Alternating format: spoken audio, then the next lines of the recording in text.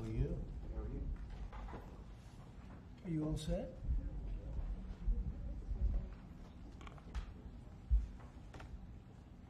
How are you? Thank you very much for being with us. It's a good time for this country, where you have the hottest country anywhere in the world. I think you're hearing it from a lot of people, not just from me. We're doing very well in so many ways. And the gentleman on my right, we recruited him. We tried to get the best person. We got a man that you'll hear in a second has done an amazing job with respect to Social Security. He's running it, and he's running it like nobody ever even dreamt possible. And it's the 90th anniversary right now of Social Security. So today we celebrate that 90th anniversary of one of the most significant pieces of legislation ever signed into law, the Social Security Act of 1935, and we're going to make it stronger, bigger and better. Really doing a job. In the campaign, I made a sacred pledge to our seniors that I would always protect Social Security, and under this administration, we're keeping that promise and strengthening Social Security for generations to come. You keep hearing stories that in 6 years, 7 years, Social Security will be gone, and it will be if the Democrats ever get involved, because they don't know what they're doing. But it's going to be around a long time with us. Very much, you'll be surprised to hear some of the numbers. I'm delighted to be joined by the Commissioner of the Social Security Administration, Frank Bizignano. Oh, in the world of business, in fact, I wrote some of the little things down that he's had an amazing, he was Chief Operating Officer of J.P. Morgan Chase. He worked for Jamie Dimon, and Jamie Dimon said that he was amazing. So think of that, Chief Operating Officer, J.P. Morgan Chase, had a storied career. Then he went to First Data.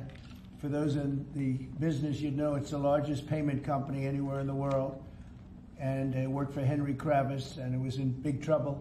He took it over as CEO. He made it incredible. They merged with Fiserv, and he became CEO of that, and that became extremely successful. I was in Milwaukee. I guess they have the Milwaukee Arena, and where we had some good success and some good speeches. But he's a really legendary guy, and he wanted to do this. I mean, he just wanted to straighten out Social Security because he loves our country. And what he's done in, a few months is amazing. Almost 60 million American seniors rely on Social Security for peace of mind and a life of dignity and retirement.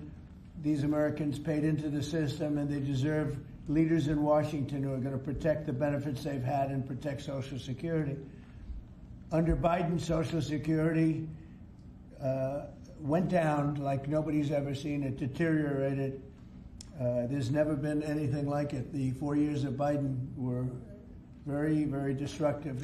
It couldn't have gone on much longer. Social Security was going to be destroyed. It was being destroyed. The average call wait time reached an all-time high of more than 42 minutes. Field office wait times were at 32 minutes, which is unheard of, and the disability claims backlog was the longest ever in recorded history. In other words, it was run just like the country was run. It was run really badly. But I'm pleased to report that under our leadership, and Frank in particular, the changes he's made and what he's done is sort of a miracle. Sort of like what happened with the country as a whole. Field office wait times are now down 30% since last year, and it looks like it's going to a total record number. And the record was set in a long time ago when the world was a lot different place. We're going to beat that record. Call wait times are down 73% while serving twice as many customers per day. The disability claims backlog is down 26%, and seniors now have 24/7 online access to their accounts, which they never had before, whereas under Biden, the website was down 29 hours a week for maintenance purposes. It was essentially not open very much. They were always maintaining it, but they didn't know what the hell they were doing. They had a person running that had no idea what they were doing. Among my very first acts was to order all government employees to return to the office or be removed from the job. which means our Social Security offices are now open for full business hours 5 days a week.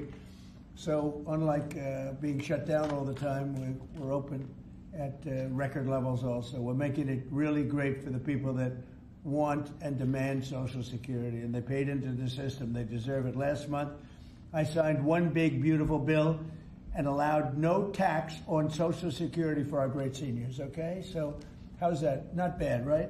No tax on Social Security for our seniors.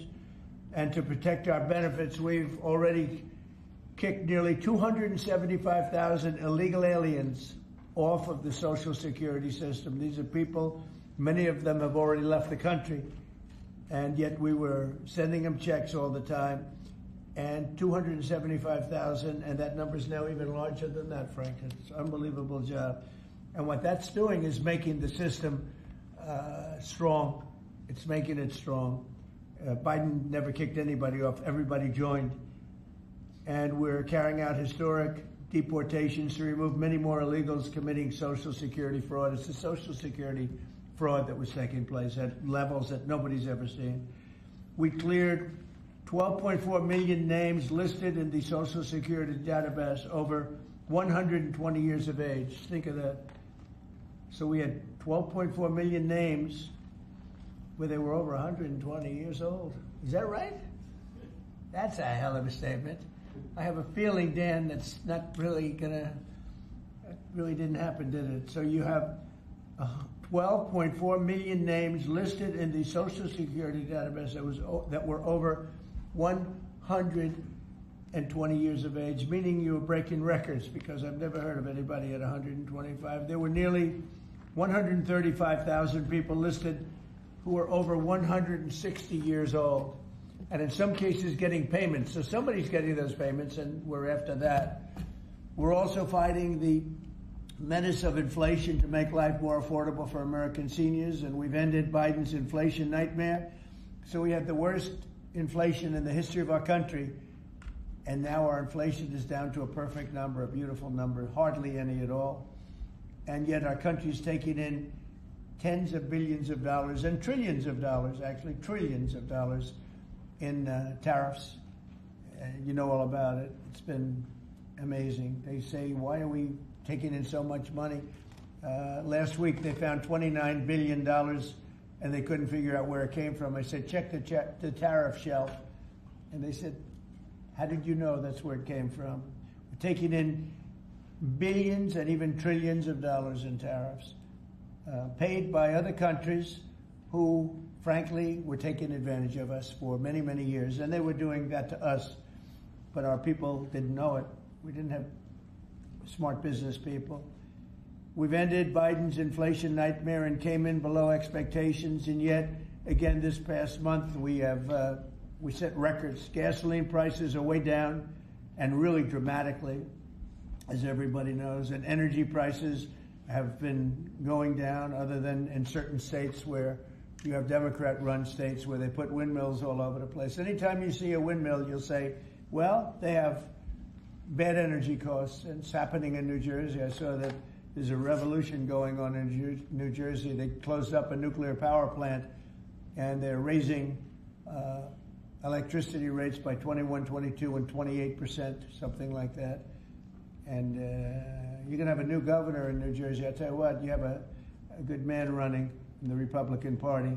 He'll get them down. But what they've done is they've killed so many good sources of energy for very expensive windmills and lots of other things that don't work. 401ks and retirement accounts are soaring, and the stock market is setting record highs. Almost every day we're going record highs, and yet we're taking in hundreds of billions of dollars in tariffs.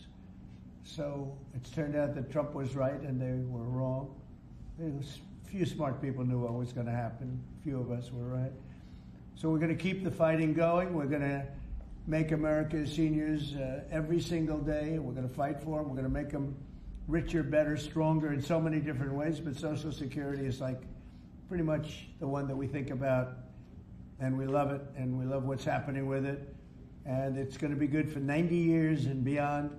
Again, you were given only a short period of time. Social Security was supposed to be like down. Had they won the election, Social Security would have defaulted during Biden or Kamala's election, whoever they so chose.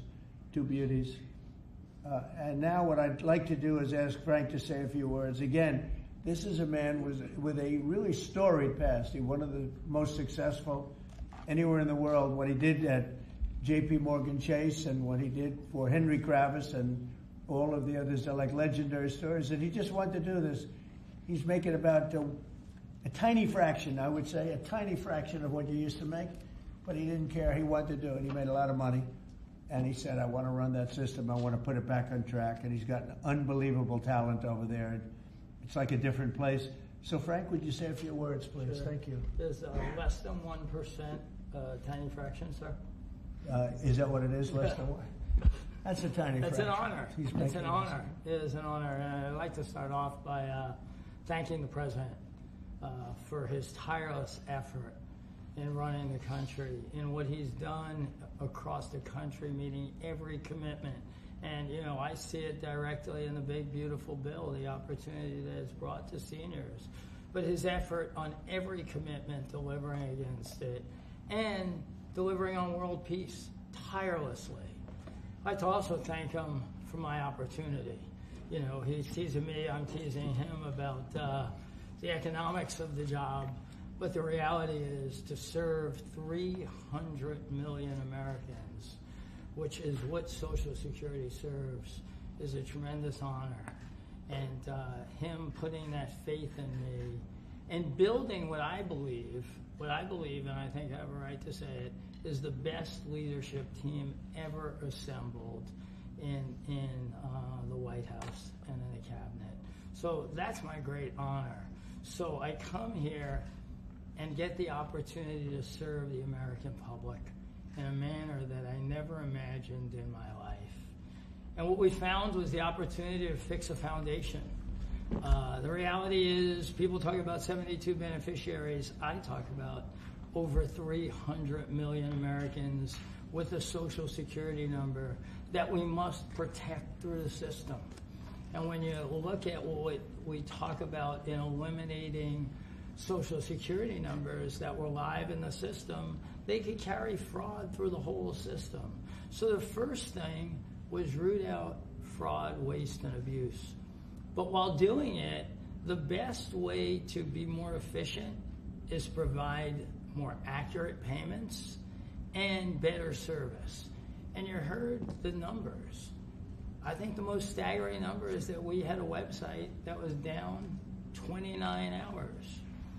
This will be a digital-first agency, and we are building my SSA accounts. That's the digital account.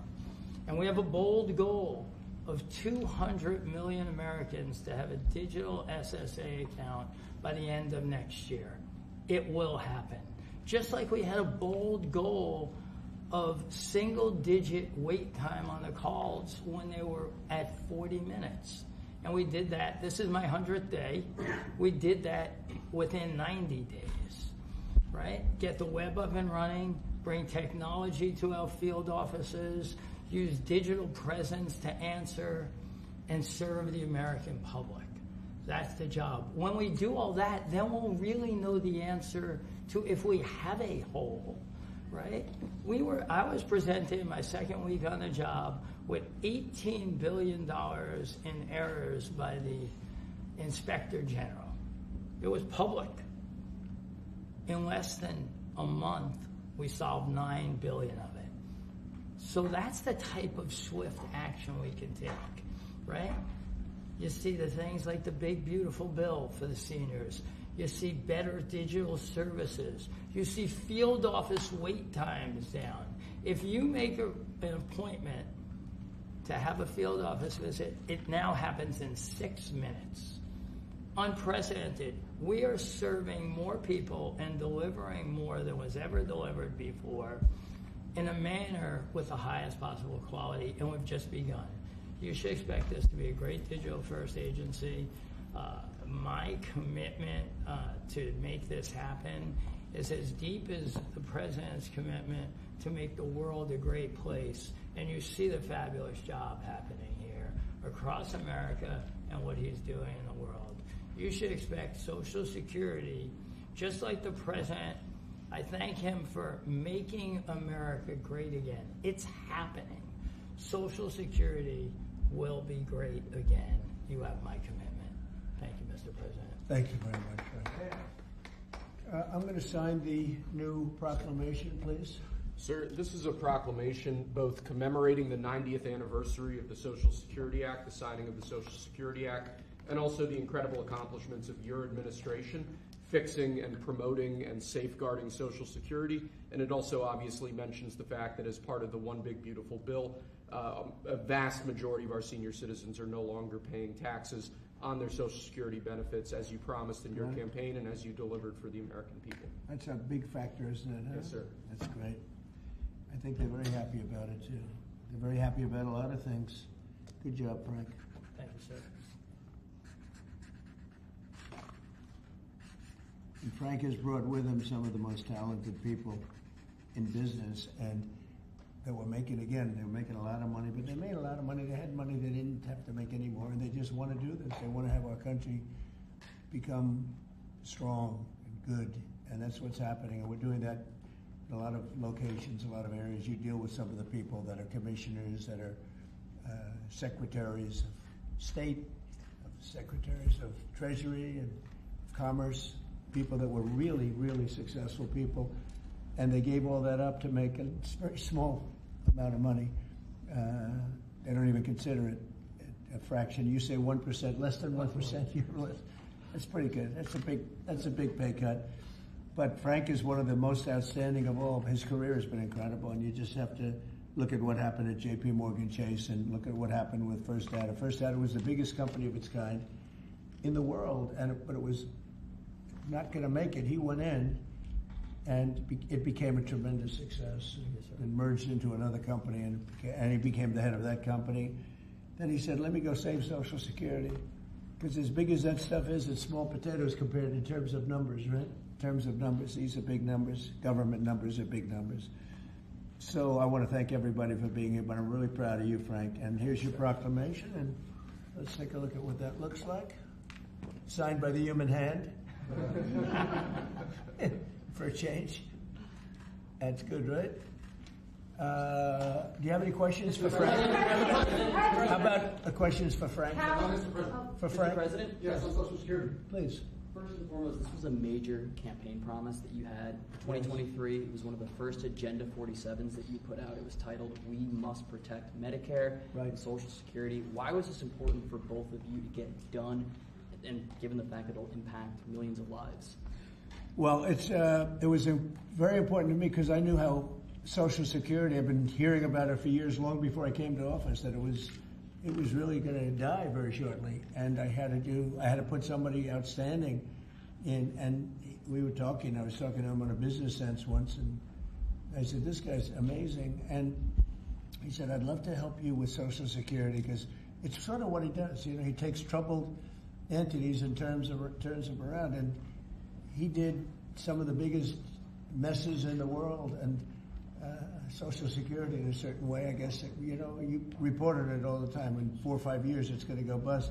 And he's finding such tremendous fraud where we have illegal aliens. We have people that don't even exist on Social Security now. They don't exist. And what it does, it makes it totally secure and powerful for the people that are on it and need it. And we're very proud of the job he's done, one of the best.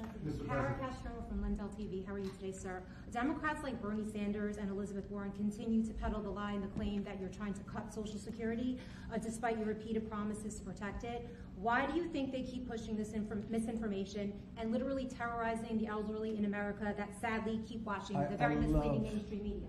I love your question. I should have called you almost first, but I love his questions also, always. But it's such a good question. It's so vicious what they do. Elizabeth Warren said she was an Indian. We call her Pocahontas. She's a liar. She lied her whole career. Based on the fact that she was an Indian, she was able to get into certain colleges, get certain jobs, get into certain universities to work there. She's a liar and a mean person. She's a nut job. I watched her the other night. She's all hopped up endorsing a communist in New York City. And she was all excited and jumping up and down. She's got to take a drug test. She really does. She's got to take a drug test. There's no way somebody can act that way and be normal. What she's done to our financial institutions, he destroys people. You know that you had a lot of great banks in the Midwest and banks that loaned to farmers and others, and they went out of business. She put them out of business. Stone cold mean. Banks that were open 150 years, family banks that supplied the farmers and manufacturers and others, and she put them out of business. She's a mean, horrible human being. Bernie Sanders is Bernie Sanders. I don't mind him so much. He's just a liberal guy, very liberal guy. He's a wacky guy.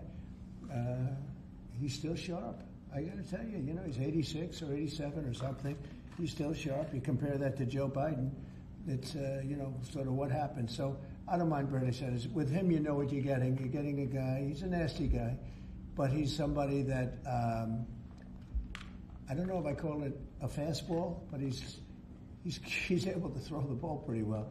He's okay. I watched him the other day. He was totally on the opposite side of things. I will say this, the biggest issue right now, and an issue that's really taken hold, is crime, stopping crime in the cities, and the Democrats are fighting the stopping of crime. So I think that's like men playing in women's sports is okay, or transgender for everybody okay. But this is a bigger issue. This is the biggest of all issues. Crime is rampant in D.C. It's rampant in our generally blue-run cities. And they've got to do something about it, or they're never going to win another election. And instead of calling me a dictator, they like to say Trump's a dictator. Trump's a dictator. Well, I had calls from many, many friends, including Democrats. I have a lot of Democrat friends, but they're normal people. And they were thanking me so much for what I'm doing in D.C. They feel so safe already. And, you know, at the border, we had 0 people come in, and this is done by a liberal group. They're the people that do it. I have nothing to do with it. 0 people in 3 months. We had 0, 0, and 0 for 3 months. And last year we had millions of people pouring in from all countries, from jails, from drug addicts, gang members, drug dealers by the thousands and thousands.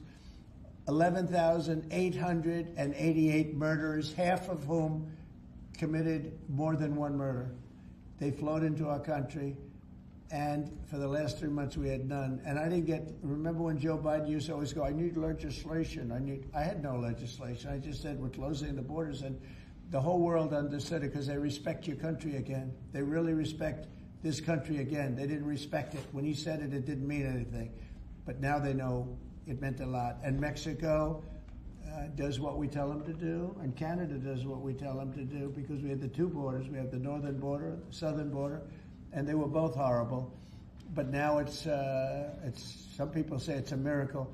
Well, what Frank has done with Social Security also is something very special. But what we're doing with crime, which will be your next question, I guess, that's because everyone's they're afraid. Half of the people here, maybe all of the people here, most of you live in D.C., you are petrified to go out. And you're liberal. And if you're liberal, you're going to have to change. You're Democrats.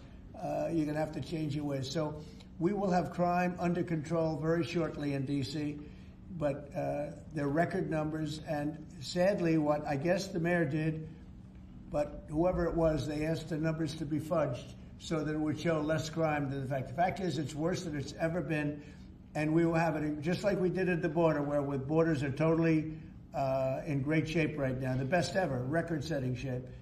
We'll have the crime situation solved in D.C. very soon. And we're also going to beautify the city. We have a beautiful city, but you can't have graffiti, and you can't have roads with potholes, and you can't have the medians, the dividers in the roads falling down on the street.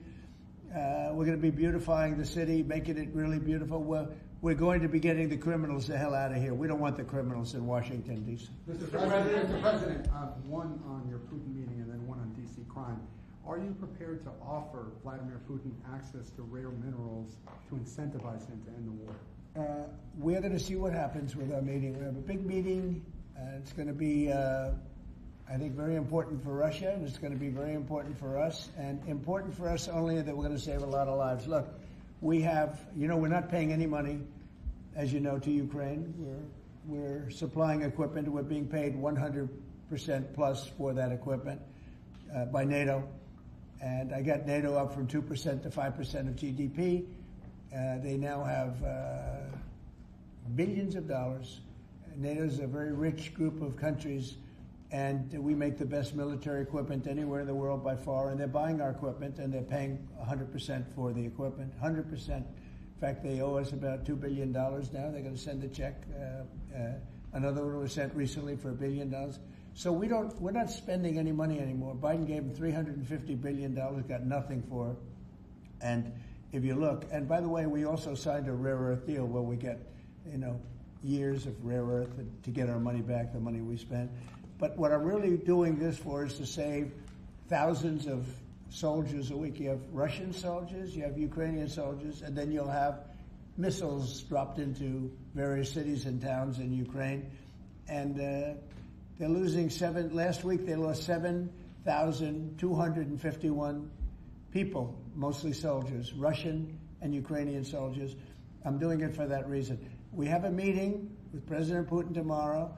I think it's going to be a good meeting, but the more important meeting will be the second meeting that we're having. We're going to have a meeting with President Putin, President Zelensky, myself, and maybe we'll bring some of the European leaders along, maybe not.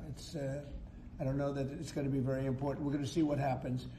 And I think President Putin will make peace. I think President Zelensky will make peace. We'll see if they can get along.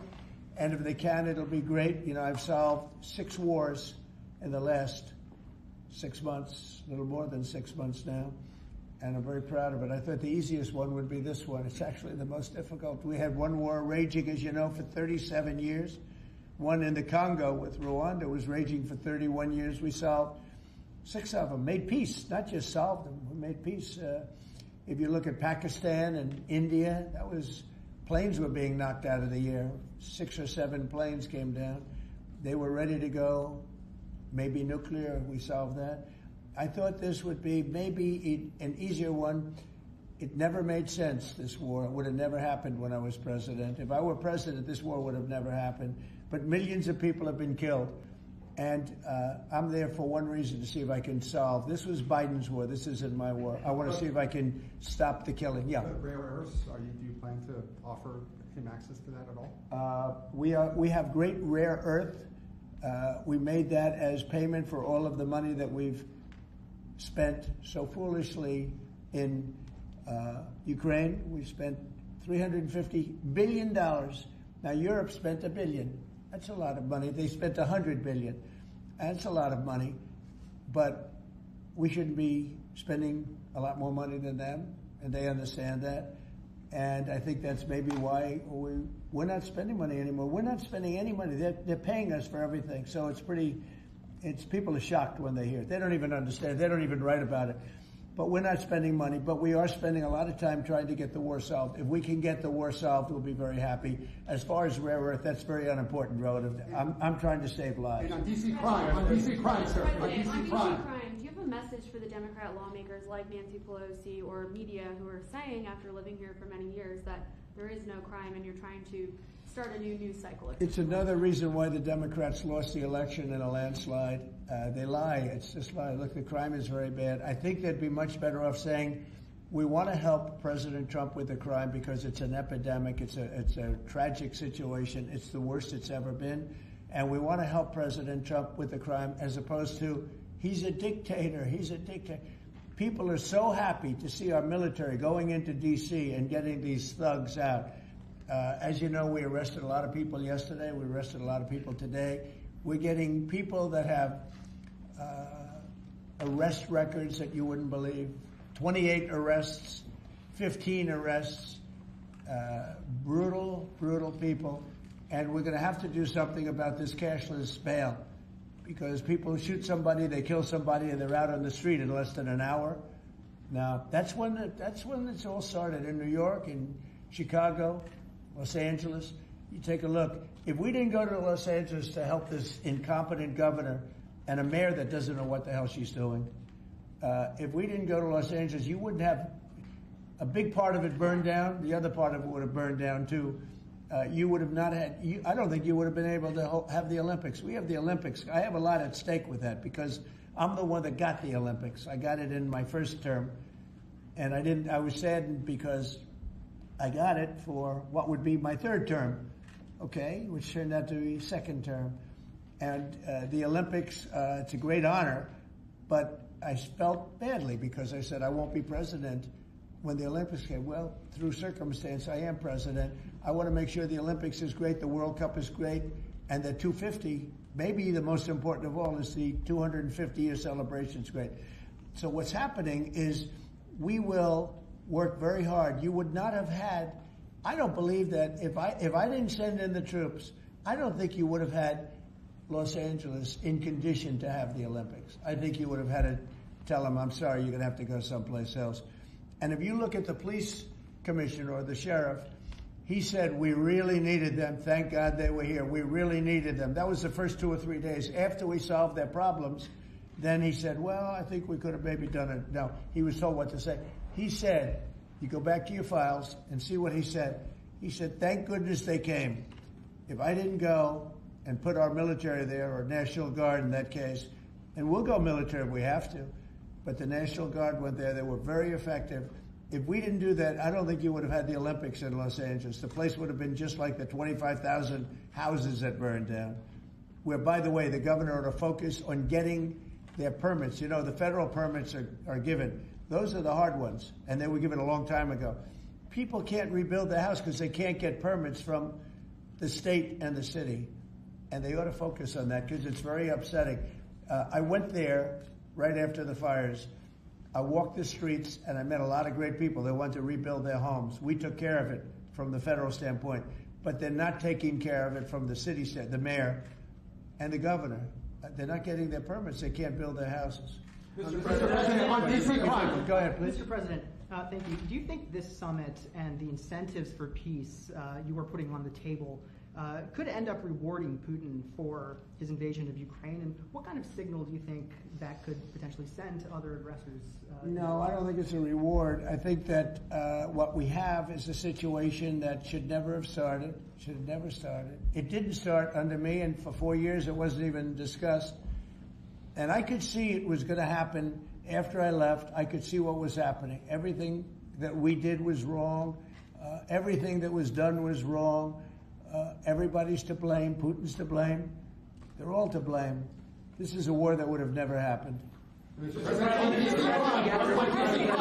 other question on LA, Mr. President, earlier today, the Washington, D.C. police chief issued an executive order allowing metropolitan police officers conducting traffic stops to notify federal immigration and customs enforcement about undocumented immigrants that they encounter. Yet the city has a long-standing pro-immigration policy, including allowing non-citizens to vote in local elections. Which is ridiculous. And limiting cooperation with federal immigration agencies. Right. Did your administration pressure the D.C. police chief to review and repeal these policies? And will you require other cities to roll back similar policies to avoid possible federal takeover of local law enforcement? So what you're saying is that it was a very positive thing. When they stop people, they find they're illegal, they report them, they give them to us, etc. That's a very positive thing. I have heard that. It just happened. That's a great step. That's a great step if they're doing that. I think that's going to happen all over the country. We want to stop crime.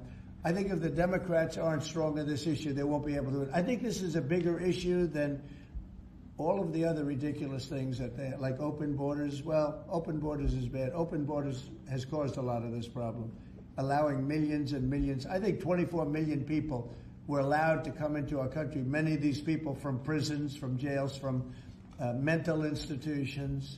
This was the Biden policy.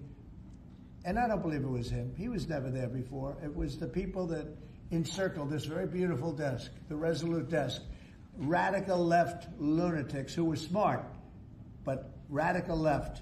And I'm very happy to hear what you just said, because I've heard that. And Mr. President, on L.A., if I may, the mother of a 15-year-old California boy who was briefly detained at gunpoint in a case of mistaken identity.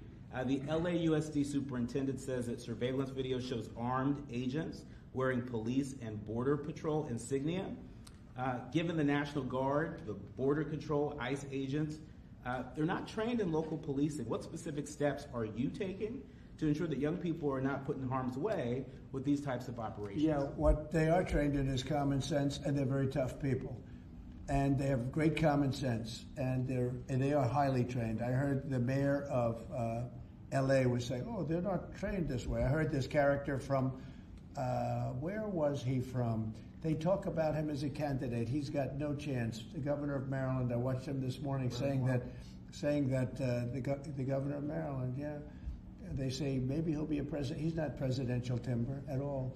But I heard him today talking about how the National Guard or the military is not trained in police, but they're trained in common sense, and they're trained in not allowing people to burn down buildings and bomb buildings and shoot people and all of the things. So they've done a great job. Again, if we didn't send them, and very importantly, if we didn't send them into Los Angeles, the rest of Los Angeles would have been burned down to the ground.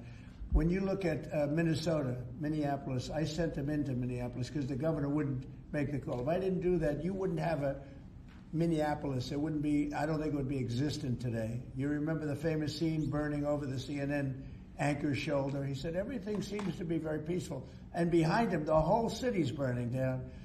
So you had the whack job governor who ran for vice president and made a fool out of himself.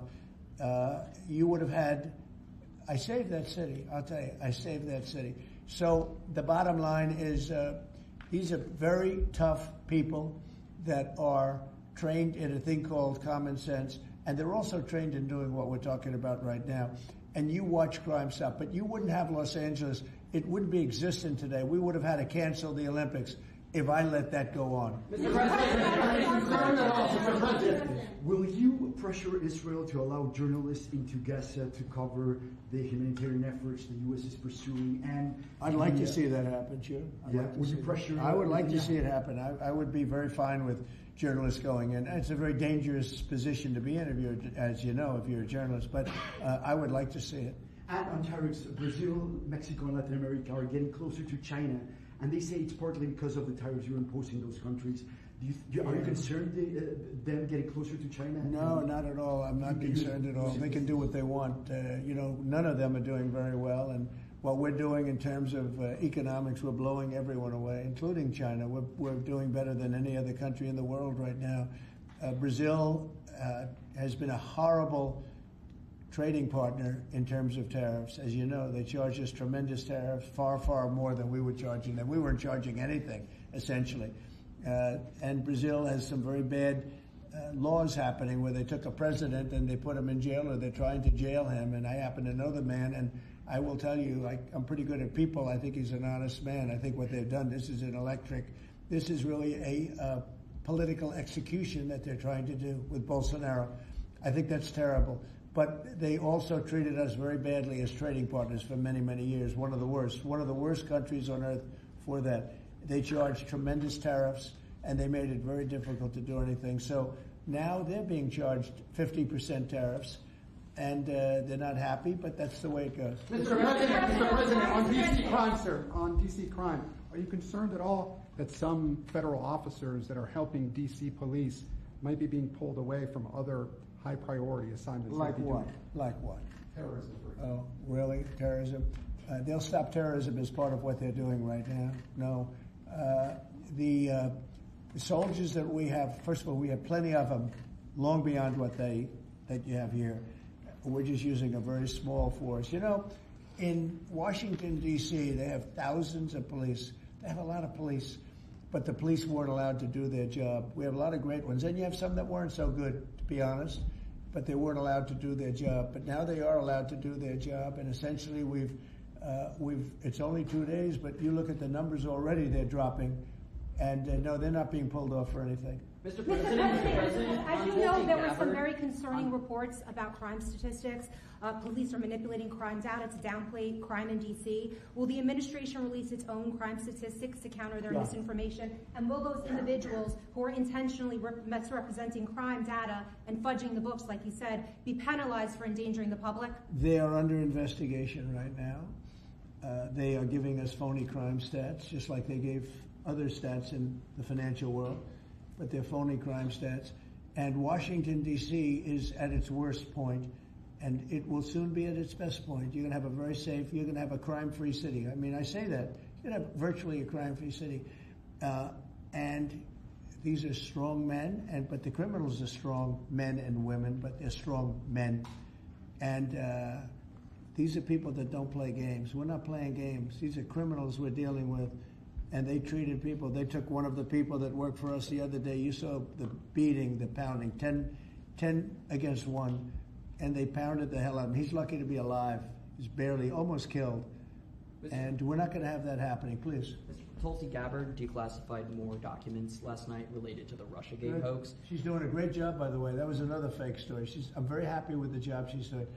That's right. They declassified some terrible documents talking about Democrats and what they did. Yeah. Radical left lunatics. It showed that then DNI James Clapper sent out emails to IC officials saying that it would be a team sport to push then the debunked 2017 ICA report and that it might need them to compromise on their normal modalities.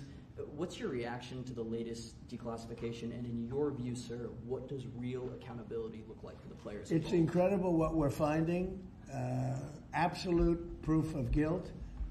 And we'll see what happens. But Clapper and Comey and that whole group of criminals, they're criminals. And they made it very tough. You know, they did the fake Russia witch hunt that lasted for 2 years. And I got totally exonerated. There was no doubt about it. They should have done it in 1 day, not 2 years. But it was a whole scheme to try and demean Trump so that I couldn't win an election. And that is a criminal group of people. They're sick people, and they're criminals, and they should be taken care of. Mr. President, does Putin have a strong hand tomorrow? Well, he came to our country, and I heard CNN fake news talking about that was a big win for him. Normally, you would say the opposite, but they said, oh, it's a big win that he came here. Normally, it would say the opposite, he came here. I think that President Putin would like to see a deal. I think if I weren't president, he would take over all of Ukraine. It's a war that should have never happened. If I weren't president, in my opinion, he would much rather take over all of Ukraine. But I am president, and he's not going to mess around with me. Mr. President, on Russia, Mr. President, would you support or agree to reducing NATO troops in Europe, in countries like Poland, in order to get Russia to agree to a peace deal? That hasn't been put before me, and I'll think about that for later, but it has not been put before me. Go ahead. Is anything less than an unconditional and immediate ceasefire a victory for the U.S.? Tomorrow? Yes. Well, tomorrow we'll see. I say, I don't know where that comes from. It's sort of not a good question. I would say that tomorrow all I want to do is set the table for the next meeting, which should happen shortly. I'd like to see it happen very quickly, very shortly after this meeting.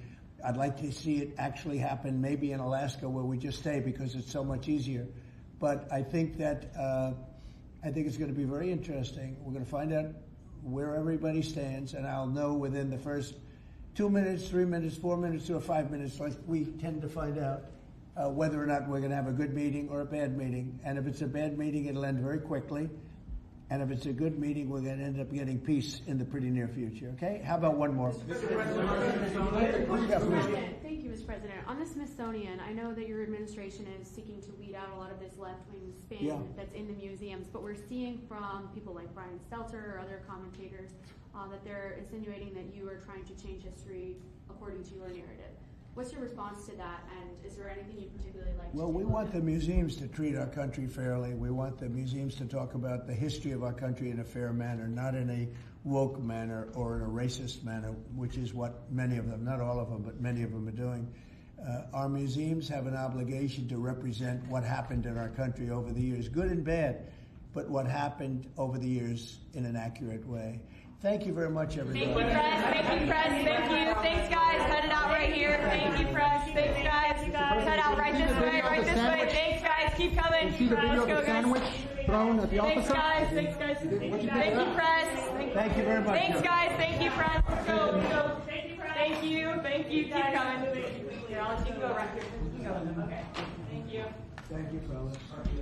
Hope you made it look good today, fellas. Sir, can I have you look right over here? Yeah. Thanks, guys. Keep going. Keep going. Thank you. Thank